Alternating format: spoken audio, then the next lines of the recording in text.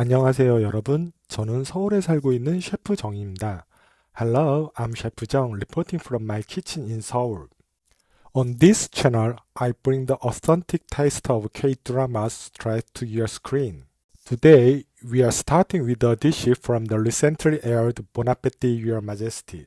It's an alternate history romantic comedy based on the web novel Surviving as the Tyrant's Chef. There's also an official webtoon version on Naver. You can find both links in the description below. The story begins when Yeon Ji-young, a Michelin star chef from 2025, suddenly slips back into reimagined Joseon era and ends up cooking for Yeonhee, the sharp-tempered king known for his incredible palate. Together, they slowly influence each other's fates and their hearts through food.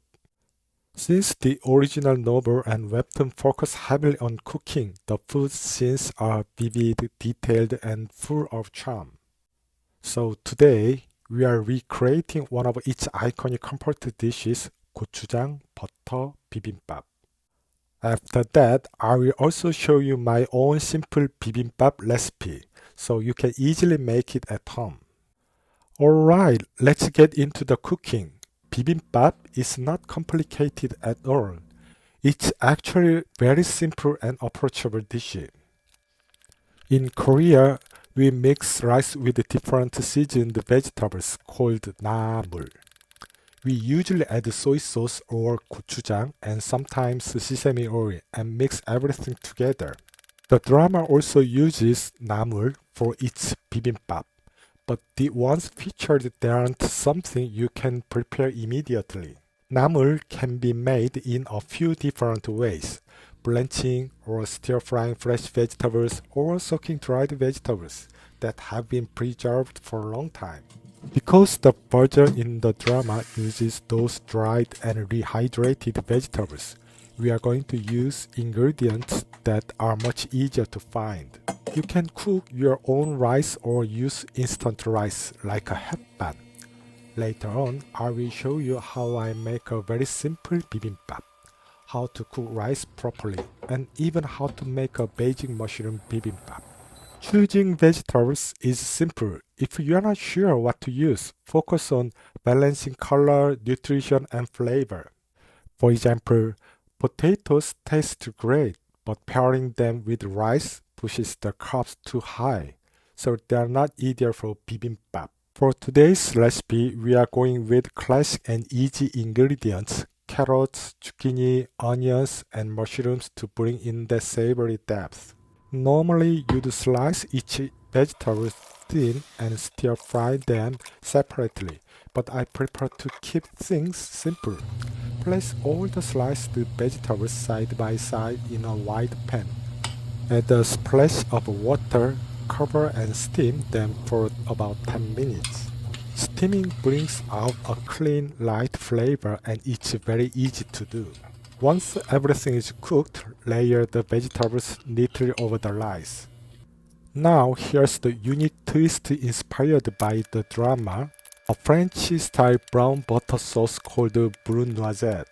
Instead of sesame oil, they use browned butter, slowly heated until it develops a warm, nutty aroma. You will also need a perfectly poached egg and, of course, a spoonful of gochujang.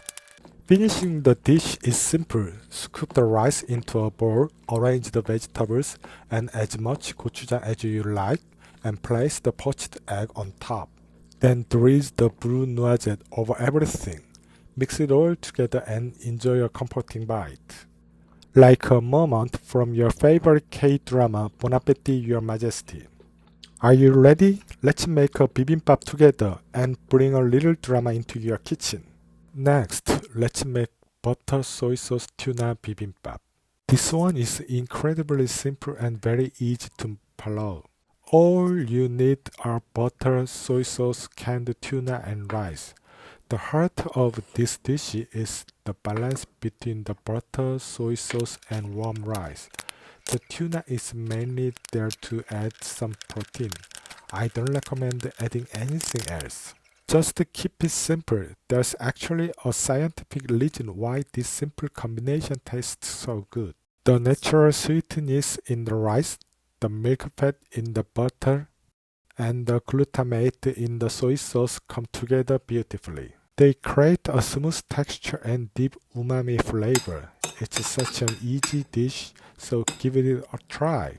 Just heads up, it can be surprisingly addictive.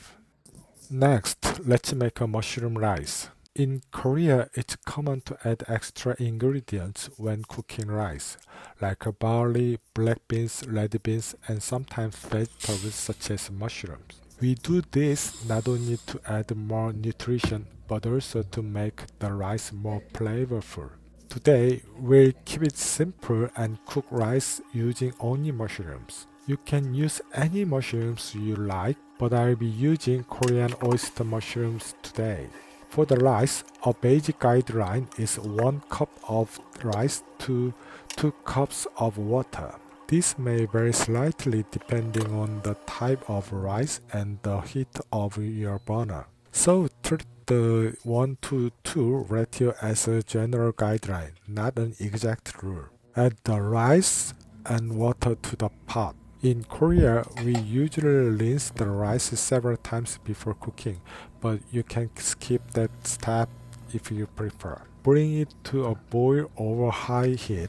Once it begins to boil, reduce the heat to the lowest setting and let it cook for about 30 minutes. Like I mentioned earlier, the time may vary depending on your rice and your stove. After about 20 minutes, if nothing smells burnt, open the lid once and taste a small spoonful. The rice is still slightly undercooked. Continue cooking for another 10 minutes. One important tip: don't open the lid too often. Too much steam escapes and the rice loses its flavor and texture. So check it just once around the 20 minutes mark. When the rice is ready, move to bowl. You don't need anything complicated, just a bit of soy sauce and a drizzle of sesame oil. Even with only that, it becomes a simple but very satisfying mushroom rice. Once you get comfortable with this method, try adding other vegetables or grain you enjoy and create your own mixed rice. I really hope you try it. That wraps up today's bibimbap and rice recipes. Thank you so much for watching.